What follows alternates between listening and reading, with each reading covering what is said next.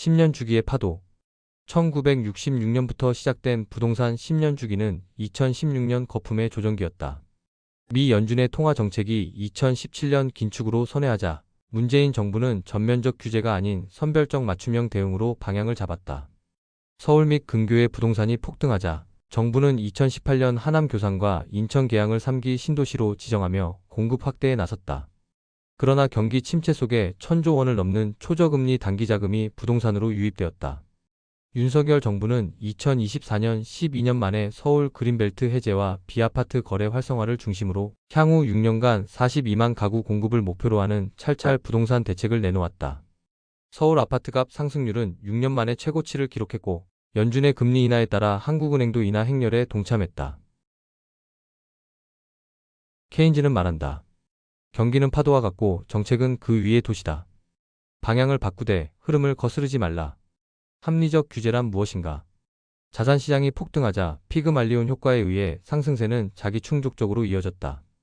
피그말리온 효과란 기대가 현실을 만든다는 금융의 심리학이다. 2025년 10월 이재명 정부는 세 번째 대책을 내놓았다. 서울 25개 구와 경기 12곳을 투기과 열지구 조정 대상 지역 토지거래 허가 구역으로 묶으며 거래를 제한했다. 그러나 거래는 멈췄지만 풍선 효과는 다시 주변으로 번질 조짐을 보인다. 수요를 묶으면 공급은 움츠러들고 지난 10년의 빈자리는 규제와 세금이 채운다. 즉흥적 세금 인상과 대출 규제는 단기적 정의처럼 보이지만 경제의 리듬을 조율하는 장기적 예술은 아니다. 케인즈는 말한다. 정책은 강약이 아니라 타이밍의 문제다. 규제의 미학은 억제보다 조율에 있다.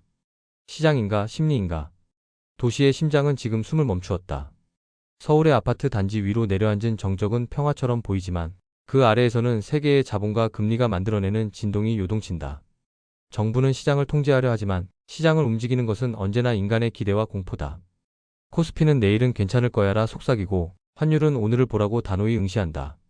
코스피는 미래의 희망을 선반영하며 춤추고 환율은 현재의 위험을 반사한다. 미국과의 통화스와프 및 관세 협상은 미중 무역 갈등 속에 지체되며 달러 유출의 그림자는 점점 짙어진다. 케인즈는 말한다. 시장은 숫자가 아니라 심리의 총합이다. 통제의 대상은 시장이 아니라 기대다. 신뢰의 결핍이 남긴 지표, PIR, KI, UBS 버블 인덱스는 가계의 불안과 고통을 냉정하게 측정한다. 서울의 PIR은 UBS 기준 11.3배, 국토연구원 기준 14배, 넘베오 기준 17에서 25배. 즉, 서울 시민은 소득의 14에서 25년치를 모아야 집 한 채를 살 수 있다는 뜻이다. KI는 200선으로 적정선의 2배에 달해 소득 절반이 대출 상환에 묶인다.